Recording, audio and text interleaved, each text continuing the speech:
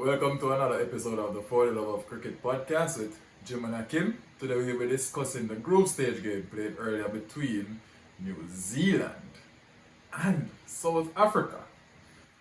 So, New Zealand won the toss and they batted first and made 300 and won easily in the end. Wait, no, that is the wrong script. New Zealand won the toss and sent South Africa into bat to pile on 358 runs against them and then struggled to make 167 in the end. It's baffling. It's baffling.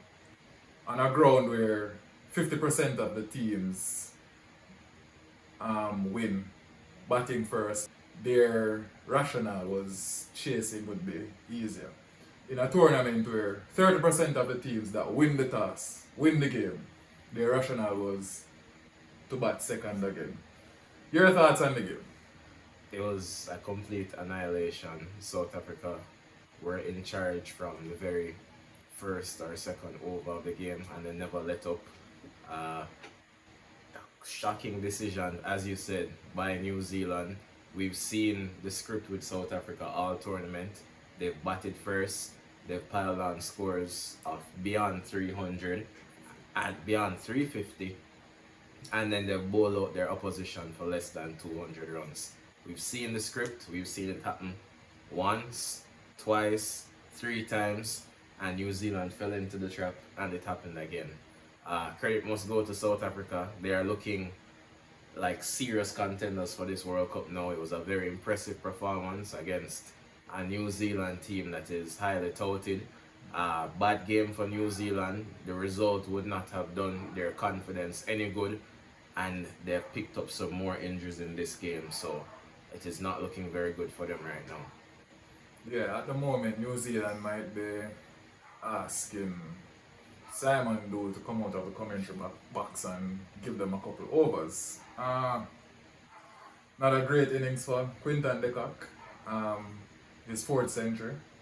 Rassie getting his 2nd. What's your thought on their innings today? I thought both of them were very good. Quinton had a fairly sedate start with the opening partnership. Bavuma was the aggressor and the man in charge. But after he got out, the tide of things really turned. Quinton was at his brilliant best. He's been in very good form this tournament. This century is probably the slowest one that he's scored in the tournament, but it was a good knock nonetheless. Very good on the pull shot as usual. Strong square of the wicket, cutting, square driving, playing his sweeps. He pulled the reverse sweep out today, and it was just a well compiled innings. Quinton is a master of limited overs cricket, master of 50 over cricket. Says that he's retiring after the World Cup, but when you look at the form that he's in, you wonder why he wouldn't go for a couple more years and break some more records. But class knock from him. Rassie van der Dussen, 2nd century of the tournament, he's been in fairly good form as well. Rassie is a man that averages 60 plus in 50 over cricket. He is basically the Mr. Consistent for South Africa in their batting order at number 3, and he played another good innings today. Well compiled, faster than a runner ball. He got his boundaries, he kept the scoring going, and it was a partnership of about 200 runs between the pair. 200 runs exactly. That is phenomenal, especially in a high pressure game against a quality side. So, an interesting note. The tactic between Rassie and Quinton today. Rassie averages about 65 against off spin. Quinton averages about 39. But it was quite peculiar seeing Rassie turn the off spinner over to Quinton, and Quinton was the aggressor. Why do you think they chose that route, given Rassie is more accomplished against off spin? He has a strike rate of 120 against them as well. I think the decision was made because Quinton probably backed himself against the off spinner. As we've said, it's Glenn Phillips bowling off spin for New Zealand. He has recently started bowling it. He isn't an out and out off spinner, as you would say, an out and out bowler. he was predominantly a wicket-keeper batsman. He came into international cricket as a wicket-keeper batsman. So Quinton probably backed himself to take the charge to him. He is not experienced in handling pressure situations as a bowler, and Quinton is a world-class batsman. So Quinton, especially with the form that he's been in, he probably decided that, hey, give me Glenn Phillips, I'll take him today. Alright. David Miller's 53 30 ball cameo. That was a good hit for him. Yeah, it was a good hit for David Miller. Jimmy Neesham felt the brunt of some of that. Man, I was waiting to roast him. David Miller is a world-class finisher in T20 cricket. He goes around the world playing. This is the sort of role that he relishes, he enjoys playing in this way, and he really let it show. Very strong to long on, deep mid-wicket, can hit to long off as well, but he got a lot of deliveries that were in his zone and he really let them pay. The momentum was going with him, it was going with South Africa, especially after that mammoth partnership from Rassie van der Dussen and Quinton de Kock. So David Miller got in and he delivered basically the hammer blow to the New Zealand bowling. Then Aiden Markram came in with one ball to face at the end of the innings. Jimmy Neesham bowling to him. Served up a nice medium pace long up, which Markram deposited into the stands. On to New Zealand's bowling. Let's start with Jimmy Neesham. 5.3 overs, 69, 1 wicket, going at 12.5 and over. Your favorite bits and pieces all around that. Could you sum up his game today? He would be ruining the game that he has had today. A poor bowling effort from him. In the last game, I felt for him a bit because he was tossed the ball in the death to bowl some very difficult overs. Today, you would probably argue that he wouldn't have bowled so many overs had Matt Henry been fit. But that being said, it was poor execution from Jimmy Neesham. He's somebody that is experienced. He's played 70 plus games for New Zealand in 50 over cricket. He's played a number of T20 internationals for them. And he is somebody that goes around the world playing T20 cricket. He's had stints in the IPL, he's played in the CPL, he's played in other places. Execution like this, inexcusable. And that last ball of the innings really summed up the bowling effort for New Zealand and the bowling effort of Jimmy Neesham. Really, it was just hard to comprehend. So Trent Boult was the best bowler on the day. His 10 went for 49. His last over going for about 12. So that was the 49th over as well. So it was in the death, not a bad over. Matt Henry was bowling well until he picked up a hamstring niggle. In his 6th over, Tim Southey. I did say that New Zealand would be short if Lockie Ferguson picked up an injury in this tournament. He got injured. Tim Southey came into the team. Tim Southey, it's a fact that Tim Southey struggles in 50 over cricket, and his numbers suggest that, and the performance today suggests that. I just don't think that he has the pace in these conditions to be a worry to the batters. He has to bowl the new ball to be at his best, and he cannot bowl the new ball in this team, or he could not today because of the form of Trent Boult and Matt Henry. So Tim Southey came on to bowl first change, and then he had to bowl a number of overs in the middle, and that is just not his strength. He doesn't have enough pace to push the batters back in these conditions, or the variations. Mitchell Santner was pretty good today. Veered his pace very well. What do you think of his effort? I think it was a good effort from Mitchell Santner, considering the circumstances. As I've always said, he's a steady Eddie. He's somebody who will, on most days, come and bowl his 10 overs for 50 or 60 runs, 45 to 60 runs, and he'll pick up 2 wickets. He went wicketless today, but in the context of the game and how the batters were scoring and flowing, I think it was still a decent spell. It would have been important for him to pick up a wicket or 2 in the middle overs for New Zealand to stop some of the momentum, but that didn't take place. But that being said, it's a decent bowling effort, all things considered. New Zealand replied, made 167, the innings never, ever got going. It was a struggle. Only Glenn Phillips with 60 or 50 scored that more than a runabout. Everyone else was about 80 Yeah. or less. William struggled for 33. Conway made 2. Ravindra 9. Daryl Mitchell looked good for 24 until he got out. And then Tom Latham made 4. Marco Jansen in the power play again, brilliant, 2 more wickets. He's taken the most wickets in the power play in this tournament and averages 16 and a half in the power play in this tournament. Sorry. Rabada and Kotze in the middle overs did well as well. Push people back with pace and then hit hard lengths and get in edges to the slips and to the keeper. Then Maharaj with 4 wickets, finishing things off beautifully. He bowled 2 beautiful deliveries today. One was played horribly by Michel Santner. And Jimmy Neesham again played forward and missed. A ball spinning back from outside half stump that took his leg stump. What's your take on their South African bowling effort? I think South Africa was very good. As we've seen in the tournament, we've seen the template go out and score big, demoralize the opponents, and then hit them hard inside the power play, and then pick up a steady flow of wickets after that. Marco Jansen has been brilliant for them inside the power play, and he continued that form. I think Ngidi started well as well. Kagiso Rabada, who is the elder statesman in this team now, he backed up well.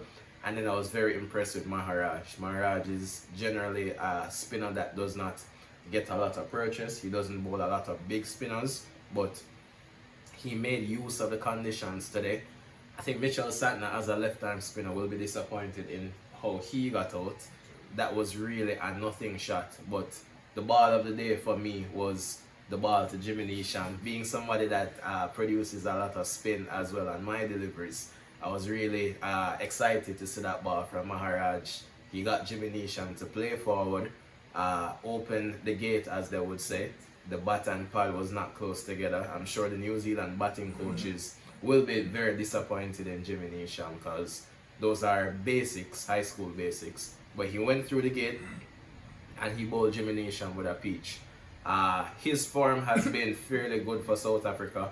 We know that their strength is generally fast bowling. You look at the team and you look at the likes of Rabada, you look at Jansen, who is bowling well, Ngidi can be a steady performer, but Maharaj's overs are key, especially considering that the other spinner that usually plays is Aiden Markram, who is a part-timer. So he bowled a very good set today, and I think he'll be encouraged. The whole unit will be encouraged because everybody in the team has been getting performances. My guy, Coetzee, got a wicket in his first over again. As I said, I like him. He's a wicket taker. Every time he gets the ball, something happens, and he picked up a wicket in his very first over today and bowled a decent set. The only person that will have some concerns is Temba Bavuma. He hasn't gotten a big score thus far in the tournament, but he's been steady and he's been leading their unit well. On to New Zealand's injury woes.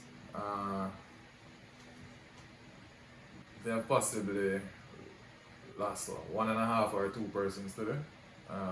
Matt Henry with that hamstring niggle came out to bat at 11. And Jimmy Neesham had some thumb issues as well. He batted at number 9. Yeah, ball was hit back on him. So that's a bit worrying. Matt Henry was batting and played forward and grimaced. Jimmy Neesham, the bat jarred his hand and he grimaced as well. They have, well, I say, Kane Williamson without the cast on his thumb at the moment, and he's been in the nets apparently, so he might be in for the next game.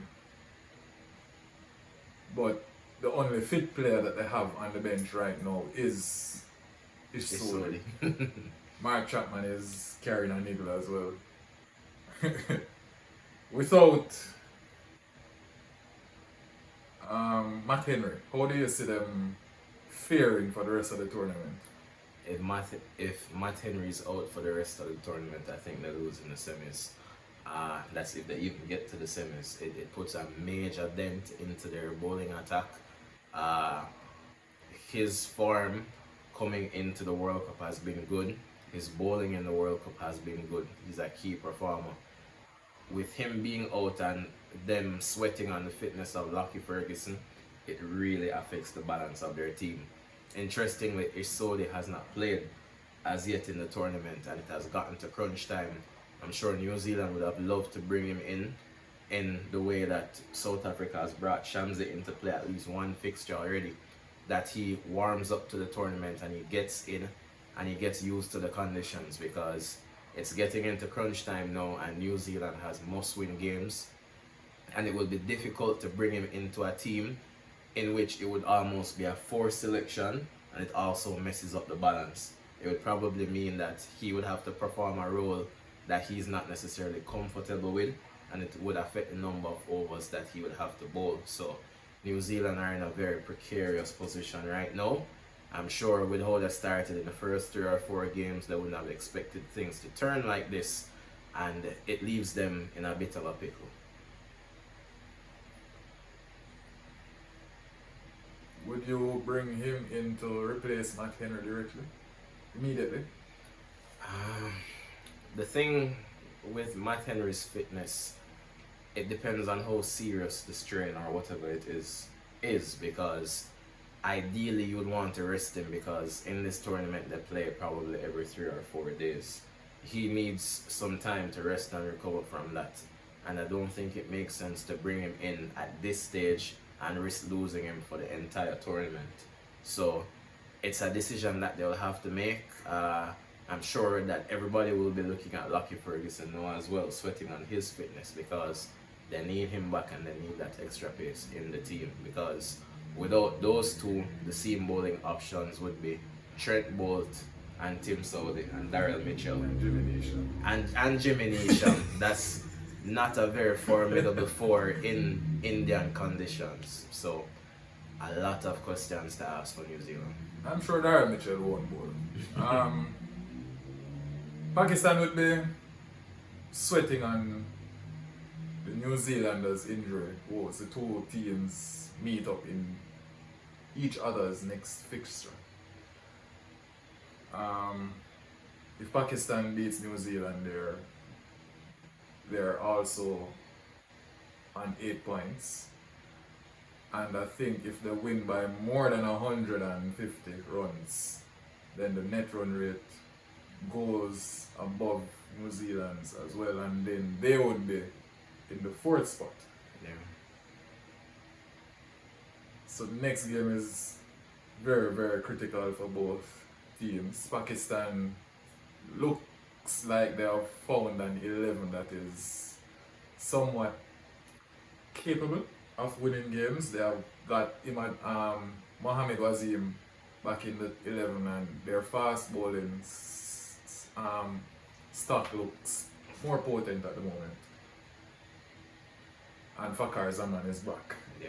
One innings, we know one innings don't make a summer, but he looks in imperious touch. And without Matt Henry at the top of the bowling innings for New Zealand, there could be someone to target outside of Trent Bolt. And then they'll be waiting on the 6th or 7th bowler in Neesham or Glenn Phillips, or probably even Isodi. Also a key point, Tim Southee hasn't played before today in 2 months. Yes. What do you think will happen in the next fixture for New Zealand and Pakistan? I think it's going to be an interesting one. New Zealand will need Kane Williamson's experience in this game. They need his calm head. When you look at how Daryl Mitchell got out today, he has been a very good player for them. He's been fairly consistent. He uses his feet very well to the spinners, but he came down the wicket today and it probably was not a calculated effort. Maharaj used a bit of brains on him because he knows that is Mitchell's dominant mode of scoring to the spinners. So you set him up and bowl it a little shorter and a little slower. Mitchell came down and it was not a calculated shot, I would say, and it resulted in him getting out. That is not something that you get from somebody like Kane Williamson. As we said, he is a prolific scorer, but for the most part, he scores safe runs, safe calculated runs, and New Zealand will need that. They'll need a sense of calm, they'll need all the experience, especially against a Pakistan team that can be very dangerous bowling, especially with the likes of Shaheen Afridi, Harris Rauf, and Wazim, who is back in the team. So New Zealand will need Kane for that game, and they'll be sweating on Lockie Ferguson. So South Africa at the top of the table, played 7 games, won 6. They have India and Afghanistan to come. The India game might be a preview for the finals. Could be. Do you think they get the better of India? Do you think India will make the same mistake that New Zealand did if they win the toss? I don't think India will make the same mistake. Funny enough, India loves chasing, but I'm sure they will not want to put South Africa into bat first and possibly chase a score of 350. They'll be playing mind games because they've seen the form of South Africa, and they'll be probably thinking that they want to get one up on them from here. So psychologically, I think they would want to win the toss and let them know that they're aware of their weakness and see how they fare in that game. They'd want to bat first, I should say, and let South Africa chase. Yeah, I think that would be the best choice for India. Their strength is chasing, but batting first isn't a weakness for them, as opposed to South Africa, where batting second is definitely a glaring weakness. Yeah. You have anything else to add? No, that's all from me. Alright guys, that's it for today. Thanks for watching. Thanks for watching, guys.